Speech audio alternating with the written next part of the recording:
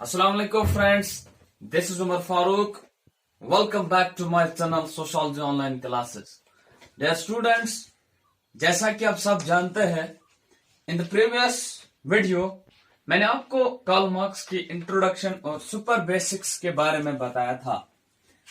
Now, in today's video, we are going to discuss a very important topic given by Karl Marx, that is dialectical materialism. Dear students, आपको पढ़ने हैं एक dialectical materialism, next is historical materialism. Both the topics are very important topics. अब dialectical materialism पढ़ने के लिए historical materialism का थोड़ा सा आपको जरूरत पड़ती है, मगर हिस्टोरिकल मटेरियलिज्म पढ़ने के लिए डायलेक्टिकल मटेरियलिज्म का बहुत जरूरी है. So in order to get easy, आज हम यहां पर पढ़ने जा रहे हैं dialectical materialism. Dear students, topic बहुत अच्छा है, इंटरेस्टिंग है, थोड़ा सा टफ लगेगा आपको, मगर आप एक काम कीजिएगा, मेरे वीडियोस को रिपीट करो. जब आप रिपीटेडली एक दो बार देखोगे, आपको अल्टीमेटली समझ आएगा.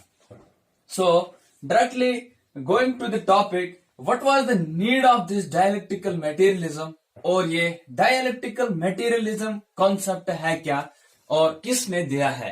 तो डियर स्टूडेंट्स, अगर हम देखेंगे dialectical materialism, it is a combination of two words, that is dialectical and next is materialism. So dialectical, it is the word derived from dialectics. ठीक, अगर हम dialectics देखेंगे, actual word dialectics है. तो dialectics, it is a Greek word which means dialego. ठीक, therefore जो dialectical है, it is derived from Greek word dialego which means ability to conduct dispute. ठीक, जिसका मतलब डायलॉग है या जिसका मतलब डिस्कशन है. अब मसला ये है कि मटेरियलिज्म क्या है. Materialism, it is a philosophy in social science that places higher values to material aspects of life. Dear students, in materialism आप ये देखेंगे कि material aspects को ज्यादा वैल्यू दिया जाएगा. Directly going to the concept of dialectical materialism, इसका क्या यहाँ पे फायदा है इन सोशियोलॉजी, और कार्ल मार्क्स ने किस लिए ये कॉन्सेप्ट दिया है. डियर स्टूडेंट्स, यहां तक आप याद रखिएगा, dialectical materialism is given by Karl Marx, और dialectic, it is derived from Greek word dialego which means discussion और एबिलिटी टू कंडक्ट डिस्प्यूट्स. ठीक, तो मार्क्स एंड एंगल्स जो थे, इन्होंने डायलेक्टिकल मटेरियलिज्म, डायलेक्टिक्स किससे हासिल किया? दे बोरोड फ्रॉम हिगल. इन्होंने हिगल से ये बोरो किया, मगर मसला ये था कि जो हिगल थे, उनका कॉन्सेप्ट डायलेक्टिकल मटेरियलिज्म नहीं था, उनका कॉन्सेप्ट हेगेलियन आइडियलिज्म था. ठीक, तो फिर उन्होंने, जो कार्ल मार्क्स थे, ही रिजेक्टेड हेगेलियन आइडियलिज्म.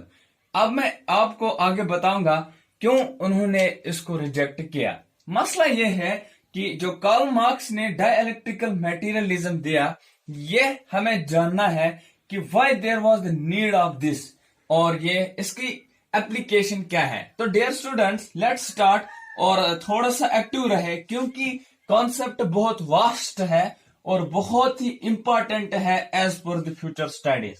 तो अगर हम देखेंगे, मार्क्स जिस सोसाइटी की बात करता है, वो उस सोसाइटी में उस दिन इंडस्ट्रियल कैपिटलिज्म था. तो 19th सेंचुरी की बात कर रहे हैं, when there was industrial revolution. ठीक, और इंडस्ट्रियल रेवोल्यूशन, इंडस्ट्रियल कैपिटलिज्म से क्या हुआ था सोसाइटी में. अकॉर्डिंग टू कार्ल मार्क्स, उसने कहा कि बहुत सारे नेगेटिव इफेक्ट्स थे इंडस्ट्रियल कैपिटलिज्म के. कैसे थे, उसको वहां पे दिखाई दे रहा था कि poor condition of working class, जो वर्किंग क्लास थे वो बहुत ही पुअर थे, एंड एक्सेसिव एक्सप्लॉयटेशन होती थी उनके साथ.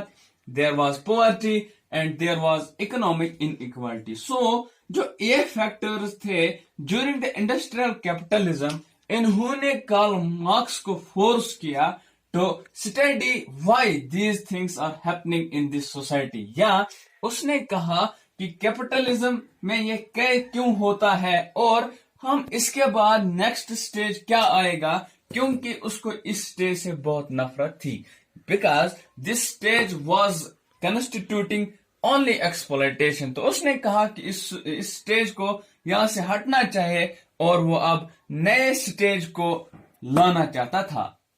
तो Karl Marx he know that in order to understand the present capitalist society को पढ़ने के लिए मुझे पास्ट में जाना पड़ेगा, क्योंकि देयर इज उससे पहले स्लेव सोसाइटीज थी, फिर फ्यूडलिज्म आया, फिर कैपिटलिज्म आया. उसने कहा कि स्लेव सोसाइटी, फिर फ्यूडलिज्म, फिर कैपिटलिज्म, मुझे इस पैटर्न को समझना है so that I can predict what will be the future stage. सो कार्ल मार्क्स ने कहा कि in order to predict the future मुझे इन पास्ट स्टेजेस के पैटर्न्स को समझना है अकॉर्डिंग टू कार्ल मार्क्स. तो उसने कहा जो स्लेव सोसाइटीज है ये फ्यूडलिज्म में कन्वर्ट क्यों हुई, Why there was the rise of capitalism? Feudalism में क्या ऐसा मसला हुआ कि कैपिटलिज्म को वजूद में आना पड़ा, और उसने खुद कहा कि अब कैपिटलिज्म यहां से हटना चाहे बिकॉज दिस स्टेज, इसमें जो वर्कर्स है उनकी एक्सप्लॉयटेशन होती है. तो कार्ल मार्क्स ने कहा यहां से अब बहुत ही इंपॉर्टेंट डिस्कशन शुरू होने वाला है, तो स्टूडेंट से गुजारिश है कि वो अटेंटिव रहे. तो कार्ल मार्क्स ने कहा कि अब हमें पैटर्न समझना है कि कैपिटलिज्म कैसे हटेगा and what will be the next stage. तो उसने कहा कार्ल मार्क्स ने कि जैसे नेचुरल साइंसेस में लॉ ऑफ ग्रेविटेशन है, लॉ ऑफ ग्रेविटेशन एक्सप्लेन्स कि एवरी ऑब्जेक्ट ठीक is attracted by the gravitational force. तो कार्ल मार्क्स ने कहा कि जैसे नेचुरल साइंसेस है, फिजिक्स है, उसमें हर एक एस्पेक्ट के कोई ना कोई रीजन है. सपोज कोई दैट अकॉर्डिंग टू न्यूटन ने कहा था कि अगर सेब किसी पेड़ से गिर जाता है, it is not by its own but there are some forces attached to it, that is gravitational force which is attached to that very phenomenon. तो वैसे ही यहाँ पे कार्ल मार्क्स ने कहा कि सोसाइटी में भी कुछ ना कोई फोर्स होगा which is responsible for the change in societies from one stage to another stage. वही फोर्स यहाँ पे होगा जिसने स्लेव सोसाइटीज को फ्यूडलिज्म में कन्वर्ट किया, और फ्यूडलिज्म के बाद कैपिटलिज्म आया, और वही स्टेज, वही फोर्स अब नया स्टेज जो फ्यूचर में आने वाला है वो आएगा. तो डियर स्टूडेंट्स, उसने कहा कि व्हाट लाइज आफ्टर कैपिटलिज्म, क्योंकि इस जो ये पैटर्न है इसमें हमें देखना है कि वो कौन सा लॉ है जिसने फ्यूडलिज्म को कैपिटलिज्म में कन्वर्ट किया, that will change capitalism in next stage. तो उसने इस लॉ को ये समझाने के लिए कि what has happened to these stages that slave society change feudalism into capitalism और नेक्स्ट आएगा, उसने इस लॉ को यहाँ पे Marx has given this as the theory of history. उसने इस थ्योरी ऑफ हिस्ट्री को अब नाम चेंज करके डाइलेक्ट्रिकल मटेरियलिज्म नाम रखा. तो डियर स्टूडेंट्स, इन डाइलेक्ट्रिकल मटेरियलिज्म आप यहाँ पे पढ़ेंगे what is the evolution of history, history कैसे आई और मटेरियल एस्पेक्ट्स कैसे चेंज हुए. उसी के रिलेटेड फिर आपको हिस्टोरिकल मटेरियलिज्म भी पढ़ना पड़ेगा. तो डियर स्टूडेंट्स, अब यहाँ पे डायलेक्ट्रिकल मटेरियलिज्म पढ़ने के लिए कि how this societies evolve, what is the reality behind the phenomenon, आपको यहाँ पे अब two philosophers in order to explain the nature of reality, जब भी हमें रियलिटी के बारे में पढ़ना होता है, ठीक, कि व्हाई द फॉलोइंग, जो ये बाकी सोसाइटीज में फिनोमेनन होते हैं, why they are happening, ये क्यों होते हैं सोसाइटी में. तो therefore according to Karl Marx हम यहाँ पे अब टू फिलोसफर्स को पढ़ना पड़ता है. there are two views, philosophers ने दो अलग अलग व्यू दी है regarding the reality of anything. तो एक को हम कहते हैं idealism, next is materialism.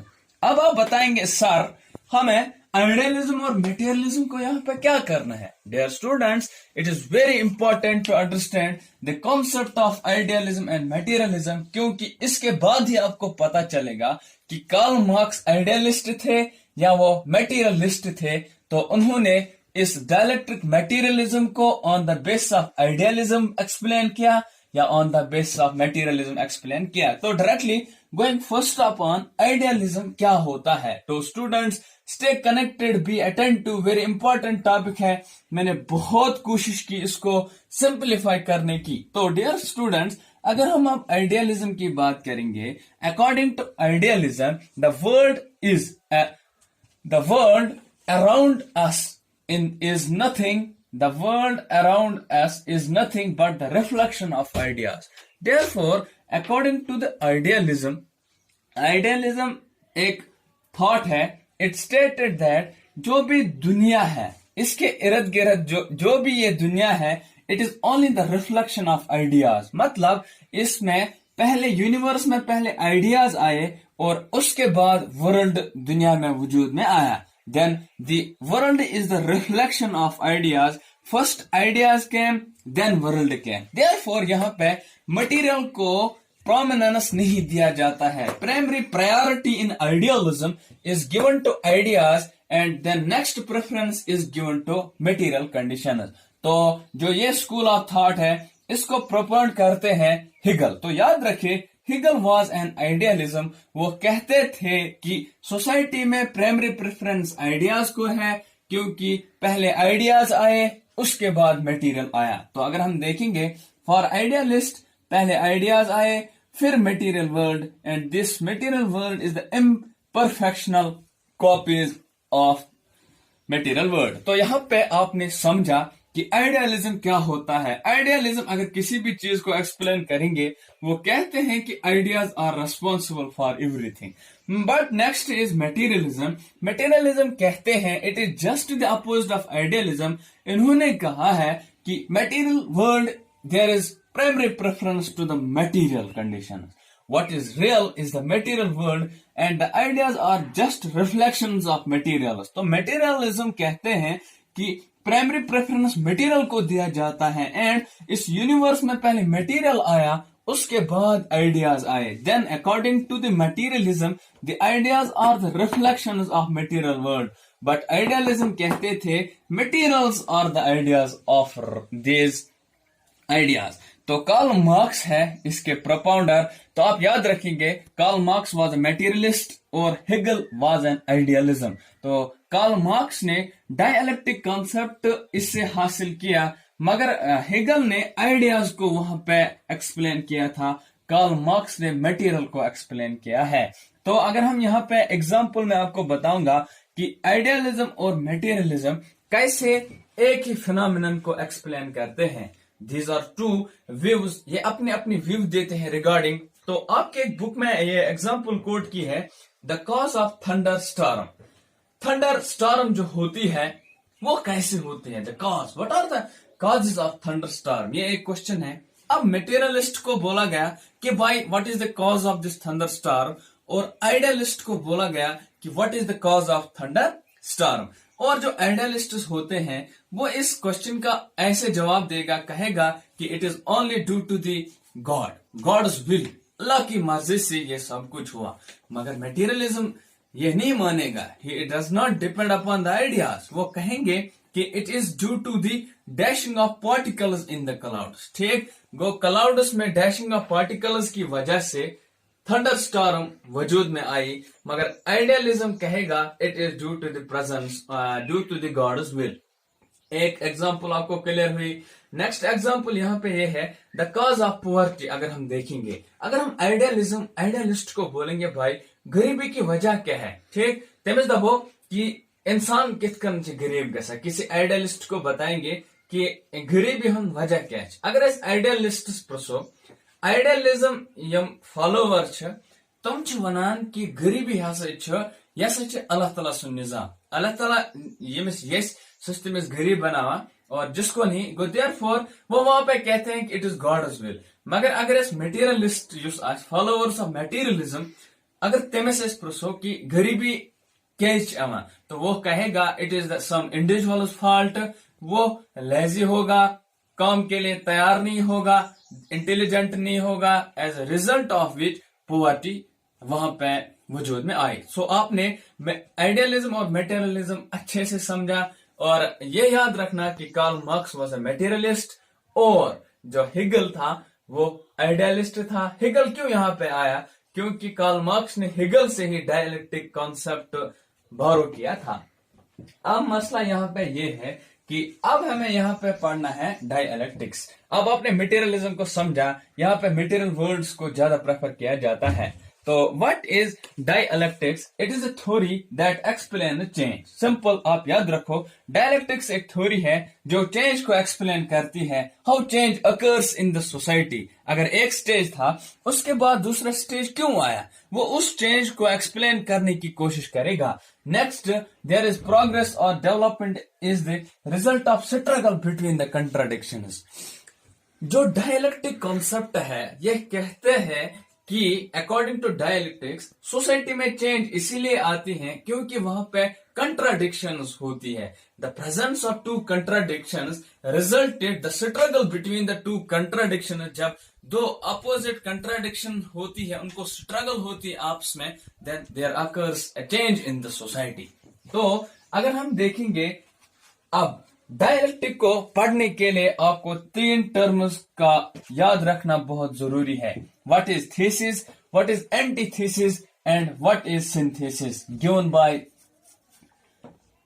Karl Marx. तो अगर हम थीसिस के बारे में देखते हैं, कहते हैं कि सोसाइटी में पहले थीसिस स्टेज ए होता है, इट इज कॉल्ड थीसिस, मतलब स्टेटस क्यू जो सोसाइटी में चलता है। सपोज प्रोलेटरेट और वर्कर्स होते हैं, वो काम करते हैं, this is called status Q. मगर सोसाइटी में सम लिमिटेशंस और कंट्राडिक्शंस भी होती है, और अकॉर्डिंग टू कार्ल मार्क्स और इसके हिसाब से, डायलेक्टिक्स के हिसाब से, कि जो लिमिटेशंस और कंट्राडिक्शंस होती है ये पहले पहले कम होती थी, फिर जब ये इवॉल्व होने लगी, as a result of which there occurs some clashes between the contradictions and limitations in the society।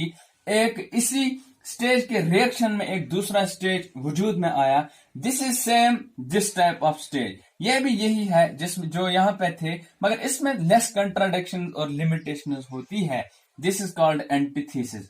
मगर एंटीथीस और थीसिस जब आप उसमें स्ट्रगल करते हैं, when there is struggle between the two opposites, फिर क्या होता है, there is a formation of new stage that is called stage 3 synthesis. It is the progress. यहाँ पे लेस कंट्राडिक्शन और लेस लिमिटेशन होती है। तो देयरफॉर अगर हम अब वापस जाएंगे, जो स्लेव सोसाइटी, फ्यूडलिज्म और कैपिटलिज्म वजूद में आया, तो अगर हम कार्ल मार्क्स के बारे में देखते हैं, तो देयरफॉर यहाँ पे स्ट्रगल होती है इस सोसाइटी में, struggle between the opposites, as result of which feudalism comes. इसमें भी यही हुआ तो कैपिटलिज्म वजूद में आया। मगर मसला यह है कि जब हिगल को बताया गया कि उसने थीसिस, एंटीथीस और सिंथेसिस को एक्सप्लेन करने की कोशिश की, उसने कहा सोसाइटी में कंट्राडिक्शन होती है, मगर there is the contradiction between the ideas. तो उसने कहा आइडियाज का क्लैश होता है सोसाइटी में, इसलिए बाकी स्टेजेस वजूद में आते हैं। मगर कार्ल मार्क्स ने रिजेक्ट किया, उसने कहा no, there is the contradiction between the economic factors, material conditions.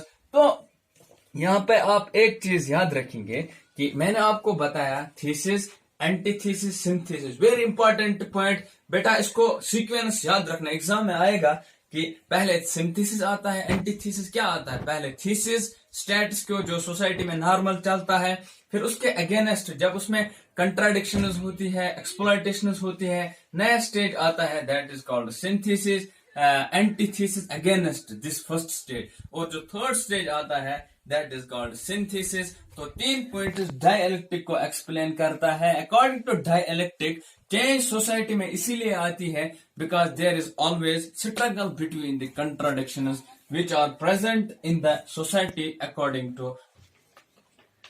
तो डियर स्टूडेंट्स, तो मैंने आपको यहाँ पे डायलेक्टिक कंसेप्ट क्लियर किया। So according to dialectical materialism, तो डायलेक्टिक्स कहते हैं कि society is in a continuous change, कोई भी सोसाइटी स्टैटिक नहीं होती है। अब चेंज क्यों आती है? there is the contradiction between the opposites. ठीक, और according to Karl Marx, there is material contradiction between the society, as a result of which new stages comes into existence. तो अब मैं आपको यहाँ पे पढ़ाऊंगा, इंपॉर्टेंट टॉपिक है हिस्टोरिकल, इस डायलेक्टिकल मटेरियलिज्म है. What are the 3 laws of dialectical materialism? Very important topic है. तो मैं यहाँ पे आपको एक्सप्लेन करूंगा और वीडियो के एंड में पीडीएफ अटैच होगा, तो वहां से आप पॉइंट्स भी बना सकते हो. तो डियर स्टूडेंट्स, जो कार्ल मार्क्स है या डायलेक्टिकल मटेरियलिज्म, इसके 3 लॉज है. Law of unity and struggle of opposites. Very important law, बेटा याद रखो कि ये लॉ क्या कहते हैं. पहला पॉइंट इस लॉ के रिलेटेड आपको याद रखना है. This law suggests the cause of social change. Why change occurs in this society? It is explained by the first law of dialectics, that is the law of unity and struggle of opposites. बेटा very important topic है, again repeating कि जो first law of dialectical materialism है, it suggests the cause of social change. तो याद रखिएगा कि first law deals with the cause of social change. तो यहां पे लिखा है the law of unity and struggle of opposites. अब हम इस लॉ को एक्सप्लेन करेंगे.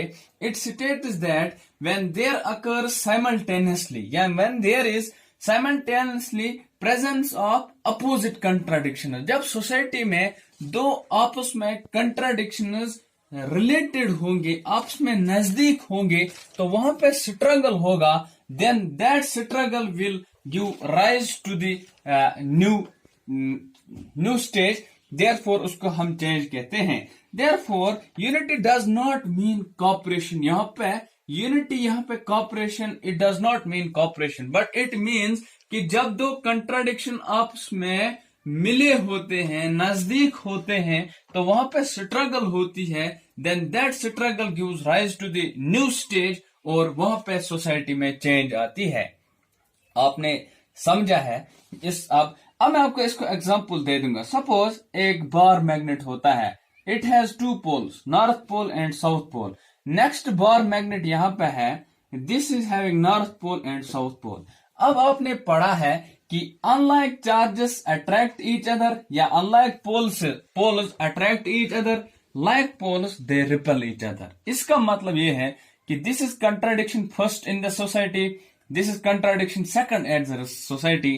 एज अ रिजल्ट ऑफ विच ये आपस में नजदीक नहीं आएंगे, ये दूर हो जाएंगे. जब स्ट्रगल होगी इनके बारे में, देन वहां पर नया स्टेज होगा, आएगा.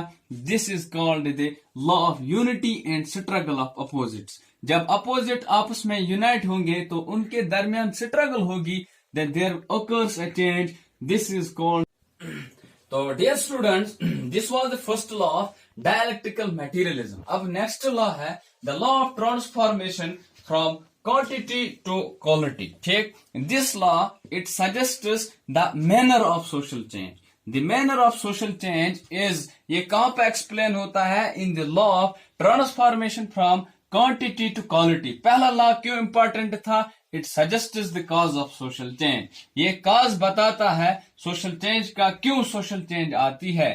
अब क्यों आती है? क्योंकि there is presence of opposites. अब law of transformation from quantity to quality कहते हैं कि when there occurs any change in quantity, मतलब होता है ग्राफ्स, यूनिट्स, मेजर जब हम किसी को करते हैं, तो quality, this is the property. ठीक, प्रॉपर्टी ऑफ लिविंग. जब क्वांटिटी में चेंज आती है तो नेक्स्ट जो क्वालिटी होती है उस सोसाइटी की, वो भी चेंज होती है.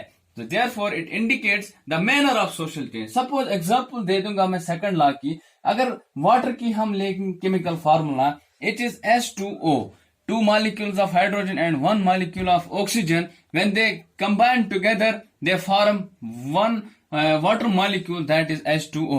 मगर अगर हम देखेंगे वाटर की क्या खासियत है, ये आग को बुझाती है. ठीक, बट अगर हम देखेंगे इसकी chemical composition, it is made up of 2 molecules of hydrogen and 1 molecule of oxygen. But अगर हम देखेंगे हाइड्रोजन और ऑक्सीजन दोनों में से कोई भी आग को नहीं बुझाता है, but they support the burning.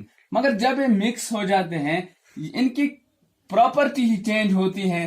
इनका अब प्रॉपर्टी दैट इज ये बुझाने के काम करते हैं. Next is the law of negation. तो बेटा यहाँ पे आप कंफ्यूजन नहीं होना, नेगेशन नेगेटिव नहीं होता है. It stated that every stage is followed by a new positive stage with a new features. तो according to this it states the direction of social change. तो बेटा important याद रखना है, फर्स्ट लॉ जो था that stated the cause of social change, next manner of social change, third law it states the direction of social change. यहाँ पर negation negative नहीं होता है, याद रखो. it states the condition of positive advancement. ठीक, when negative means getting primitive things aside, पुराने चीजों को साइड में रख के नए चीज को वेलकम करना है. तो अगस्त का कार्ल मार्क्स अपने उस थ्योरी में कहता है कि प्रिमिटिव से जब स्लेवरी से जब फ्यूडल आया, फिर कैपिटलिस्ट आया, तो एवरी स्टेज में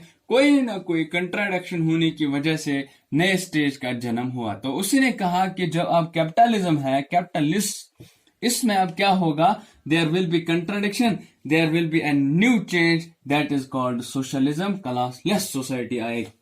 ये मैं आपको कल हिस्टोरिकल मटेरियलिज्म में अच्छे से एक्सप्लेन करूंगा. तो आपने आज बेटा यहाँ पे 3 लॉज ऑफ और हिस्टोरिकल डायलेक्ट्रिकल मटेरियलिज्म समझा, उसके बाद लॉज और मटेरियलिस्ट कौन होते हैं, आइडियलिस्ट कौन होते हैं, ये भी मैंने आपको एक्सप्लेन किया. तो बेटा जो जो टर्म्स मैंने यहाँ पे एक्सप्लेन की तो बहुत इंपॉर्टेंट है याद रखने की.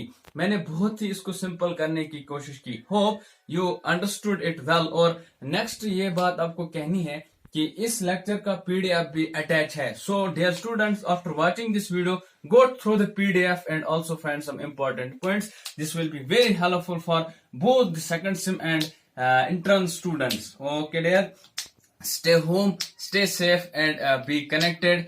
Watch our video and keep sharing. Thanks, have a nice day. See you tomorrow with the new topic of historical materialism. Thanks.